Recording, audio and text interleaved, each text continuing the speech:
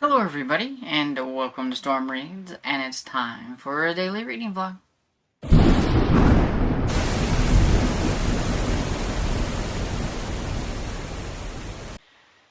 Hello everybody, it is Tuesday, about 11:30. Thought I would come on here and update y'all. So, I was super tired yesterday, so after the live, I didn't really read a whole lot. But I did listen to a little bit more of Skandar and the Spirit Wars. I'm really trying to get that one finished. And I did listen to it a little bit today as well. And I'm currently at 71%. So I feel like I can get that one finished in time. I have 3 days left on Libby for that one. And I think it'll probably be the audiobook that I'm going to try to work on today when I have chance to try to get it finished. That way I can get into skin games and get that one done before my time runs out on that one. I shall get myself out of the pickle that I have gotten myself into by letting too much time go, and then it's a race against time to finish it before my time is out on Libby. That was my own fault. So, I have also today listened to my 5 chapters in Edge of Evil by J.A. Jance, Allie Reynolds #1. It's going really good. This one is from 2005. That's when the first one came out. So it is different than the ones from the late 80s and early 90s that we've been reading so far, with like the Beaumont and Walkers and Brady and things like that. It's a little different, and it almost reminds me of a grittier, cozy mystery, because she is an amateur sleuth. She is not a cop or anything. She is a reporter who has been fired from her job, so she's in between jobs, and she's been writing a blog that her son set up for her and things, and kind of learning the ins and outs of the blog sphere from this time period, and how I think she thought that just people that knew her from her being a reporter was reading her blog, but then she's finding out that that goes everywhere, and that anybody could look her up and find this blog. And she was giving out way too much information about certain things at the beginning. She's kind of reined it back a little bit, because she is learning some things from some comments that she's been getting, especially from this one person called Watching. And I think that one could end up being a little bit of a stalker because of some things that happened.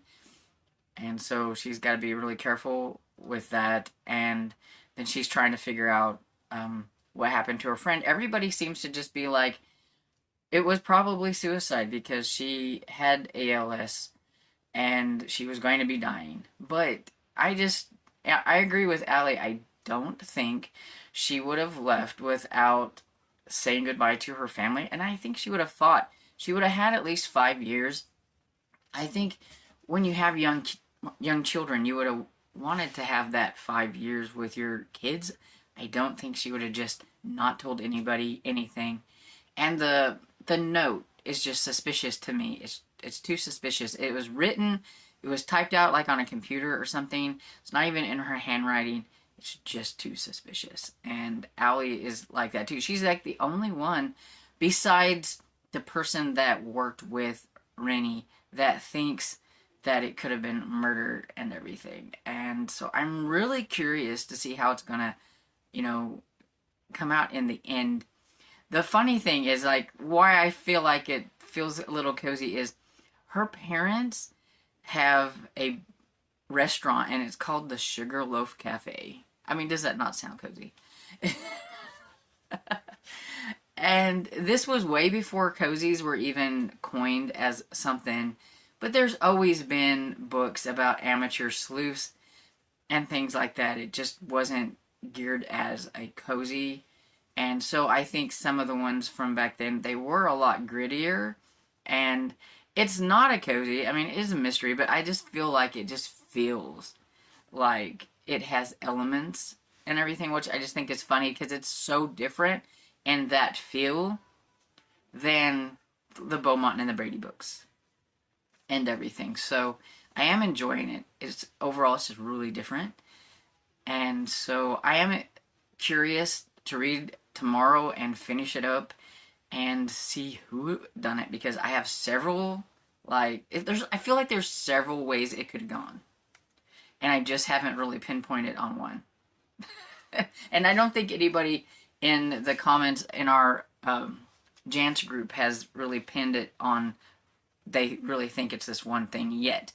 I haven't seen anybody talk about today's pages or chapters, so I'm really curious to see what they're going to have to say about that.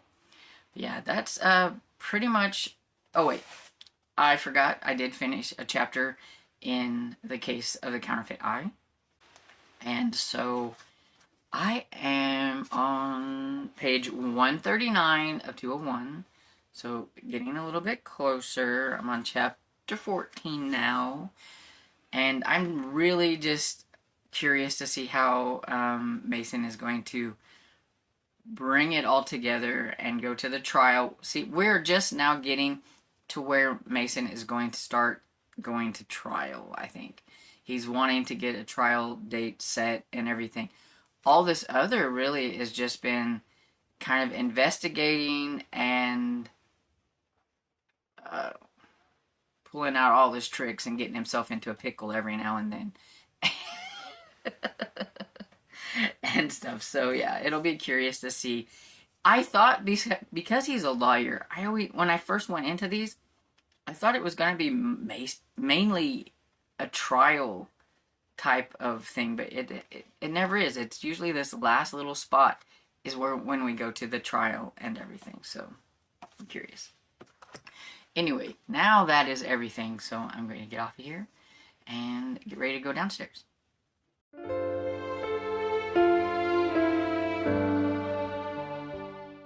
Hey everybody, coming in to wrap things up before I go downstairs, and I'm tired.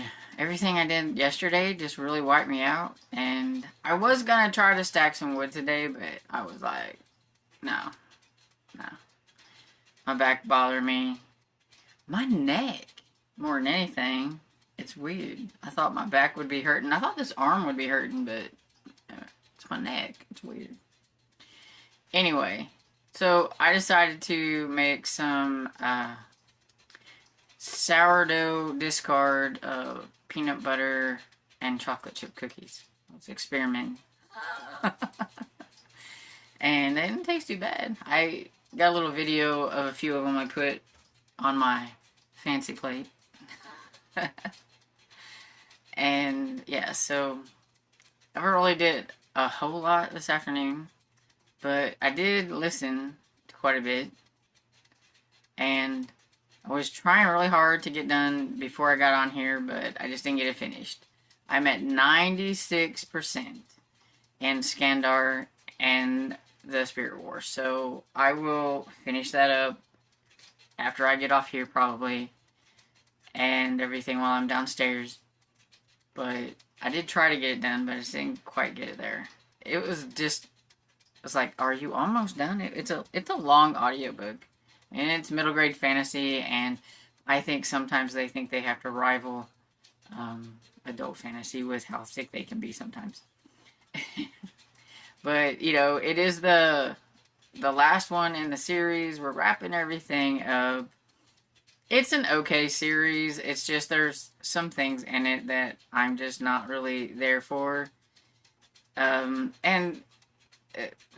You know, and I know Harry Potter has, like, relationships and things in it, but I don't know. I just don't care for relationship stuff in my middle grade books.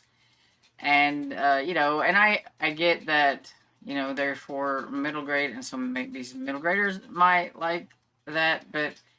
And I know they've grown up since the first book in the series, that they're probably teenager-y by now, or whatever it is, but I don't know. I just don't. Anyway, so, yeah, it's okay. And I think if you like fantasy, you like middle grade fantasy, that you will enjoy this series as a whole. And yeah, so after I get done with that, I will probably start listening to some more Skin Game.